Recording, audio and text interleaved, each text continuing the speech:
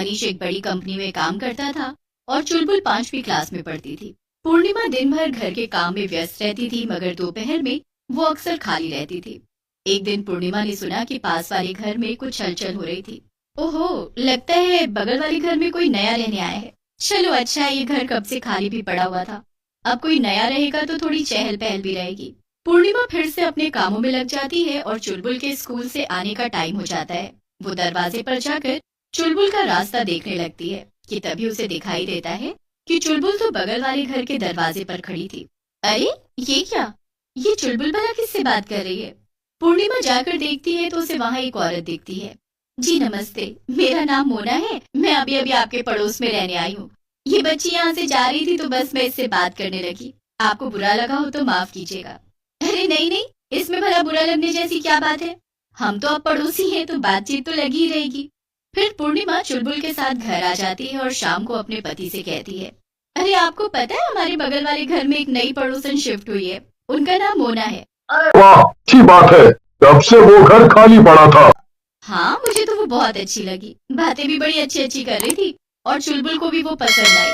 देखो पूर्णिमा, वो तुम्हें पसंद आई ये अच्छी बात है, लेकिन जरा संभल के।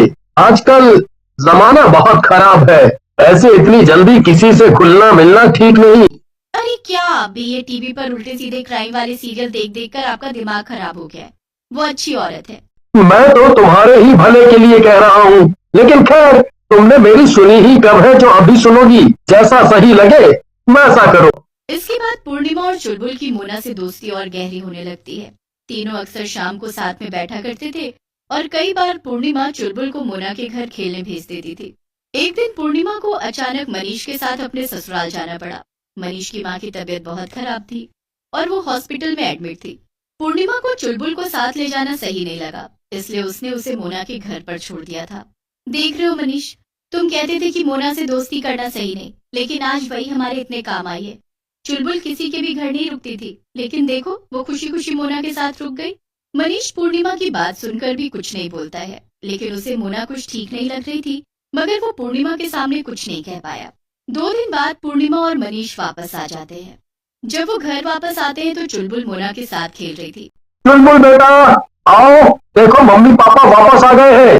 मगर चुलबुल मनीष की आवाज को एकदम अनदेखा कर देती है।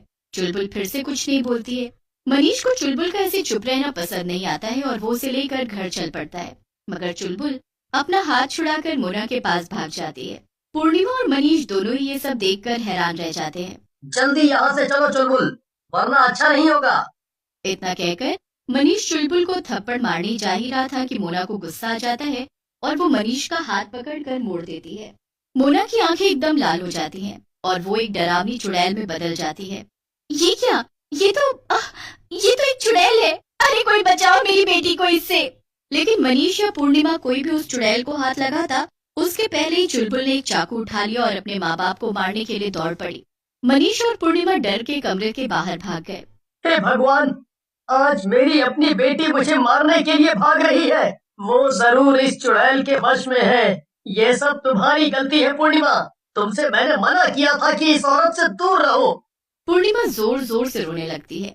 मुझे माफ कर दीजिए, मुझसे बहुत बड़ी गलती हो गई। अब हम क्या करें? हम अपनी बेटी को कैसे बचाएं? रोना बंद करो, अंदर चलो, हम कुछ ना कुछ रास्ता जरूर निकाल लेंगे।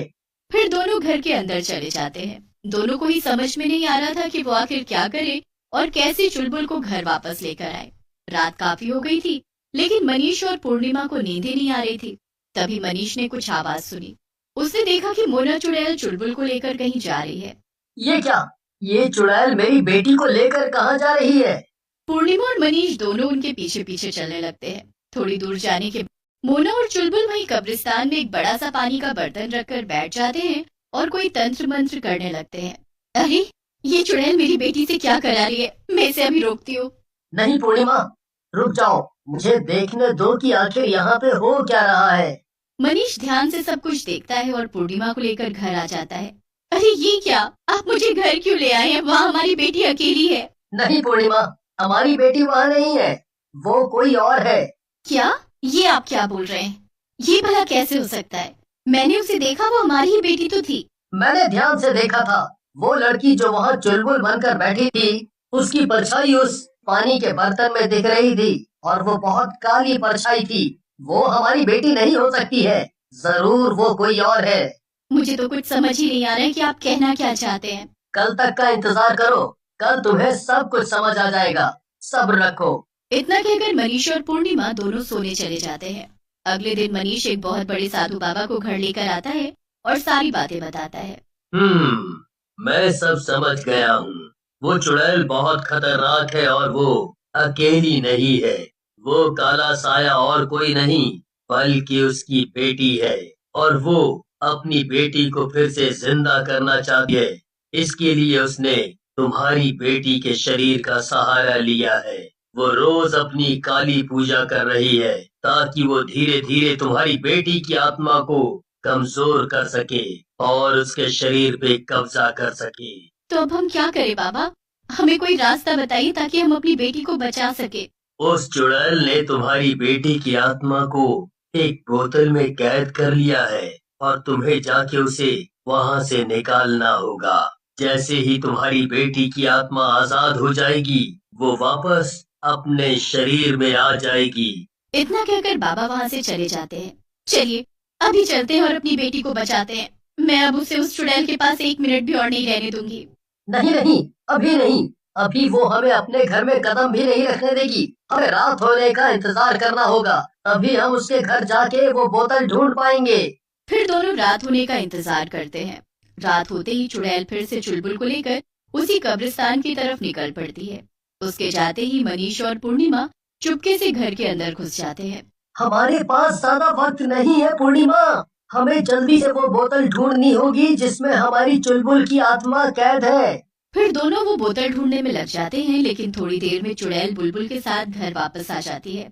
मनीष और पूर्णिमा जल्दी से एक अलमारी के पीछे जाकर छुप जाते हैं। अरे नहीं, ये तो वापस आ गई। अब हम क्या करें? कैसे हम अपनी बेटी को बचा पाएंगे? पूर्णिमा और मनीष चुपचाप वहीं खड़े रहते हैं। तभी मनीष की नजर चुड़ैल पर पड़ती है। वो कमरे में रखा एक बक्सा खोलती है और उसमें कुछ देखकर वापस उसे बंद कर देती है। फिर चुड़ैल चुलबुल को लेकर वहाँ से चली जाती है। तुमने देखा ना पूर्णिमा, हो ना हो वो बोतल जरूर इसी बक्से में है, इसीलिए इस चुड़ैल ने इसे इतना संभाल के रखा है। हाँ बिल्कुल ठीक कह रहे हैं। चलो चलकर उस बक्से को खोलते हैं और अपनी बेटी को आजाद करते हैं। दोनों भागकर जाते हैं और उस बक्से को देखते हैं। ये क्या, इसमें तो ताला लगा है। हटो, मैं इसे तोड़ता हूँ। हमारे पास ज्यादा वक्त नहीं है। मनीष जोर से उस ताले को तोड़ने लगता है। चुड़ैल उसे देख लेती है और भागी भागी आती है। लगता है तुम दोनों को अपनी जान प्यारी नहीं है। तुम फिर से यहाँ आ गए। रुको, मैं अभी तुम्हारा खेल खत्म करती हूँ। तुम्हें मारकर ही मैं अपने मकसद में कामयाब हो पाऊंगी, वरना तुम मुझे मेरा काम नहीं करने दोगे। खेल तो अब तेरा खत्म होगा चुड़ैल। तू हमारी बेटी को मारना चाहती थी ना, लेकिन ये देख मेरे हाथ में क्या है। मनीष को वो बोतल मिल गई थी जिसमें चुलबुल की आत्मा कैद थी। उसे देखते ही चुड़ैल की हालत खराब हो गई और वो डर से कांपने लगी। नहीं नहीं नहीं, उसे मुझे वापस करो। नहीं नहीं, ऐसा नहीं हो सकता। मनीष उस चुड़ैल की एक नहीं सुनता और बोतल को जमीन पर पटक देता है। बोतल टूट जाती है और चुलबुल की आत्मा आजाद हो जाती है। वो अपने शरीर में वापस चली जाती है। चुड़ैल और उसकी बेटी दोनों तड़पने लगते हैं और वहाँ से गायब हो जाते हैं। चुलबुल बेटा, तुम ठीक तो हो ना? अगले ही दिन वो तीनों उस घर को हमेशा हमेशा के लिए छोड़कर चले जाते